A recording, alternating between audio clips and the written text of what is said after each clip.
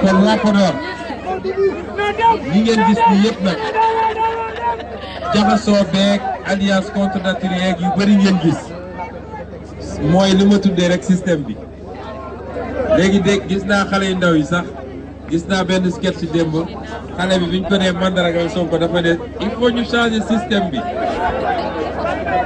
dañoo am gis ngeen loolu suñu demee ba xale yi léegi xam nañ ni Sénégal problème système la ñu am ñun ñëpp war nañoo sant yàlla système boobu nag c'est ce système qui se sent menacé moo tax système bi di recomposé wu ci anam yu bëree bëri du rek mu groupe Macky Sall bi de système bi bëri na forme yoo xam ne mi ngi essayer résister. L'enjeu du 24 février c'est de raser ce système, d'en finir avec ce